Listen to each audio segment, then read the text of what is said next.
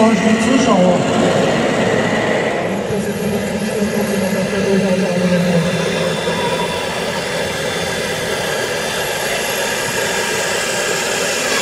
Die Karosserie kommt überall her,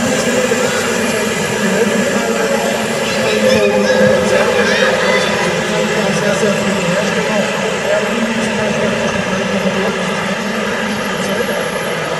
Und dann sind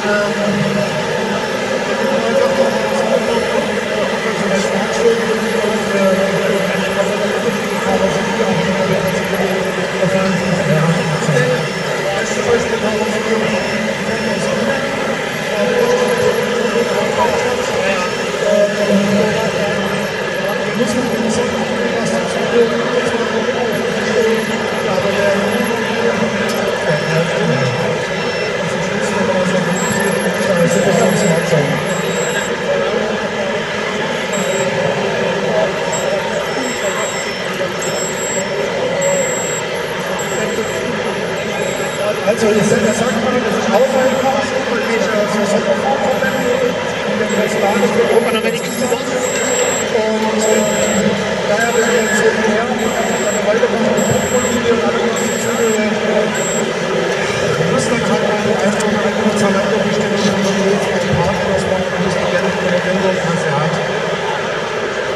Aber zum Thema Elektrik muss man auch ganz klar sagen, im Maßstab als zum Beispiel bei dem, dass man alles gut funktioniert. Dann sieht es auch so aus, dass die anderen Kabelbeutel sich verabgleiten und auch ganz schnell ein richtig Platzproblem ist.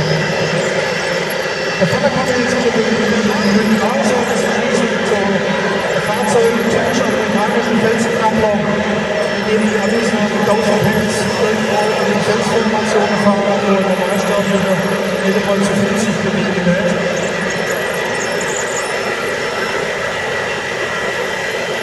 Das ist zum Beispiel ein verbreitetes Modell von der Karosserie, der gleiche Grundfahrig, der Toyota Hilux, weil am Anfang, vor ein paar Jahren, gab es wenig Karosserien, die zur Verfügung hatten, und da war bei der Firma Yamaha der Toyota Autobahn, die konnte man nicht verwenden, und das war gerade auch sehr gutes Modell bis heute, weil der damals relativ wenig Alternativen gehabt hat.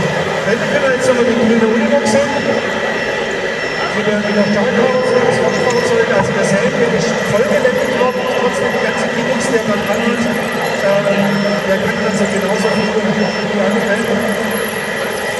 Und ich habe halt noch zusätzlich ein richtiges Funktionsmodell. Nur von Geschmackssache, der fertig ist, wie der geht.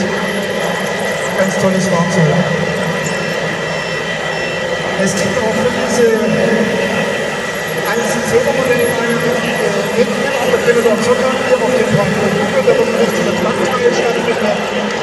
Das heißt, da wird ein paar Grundstücke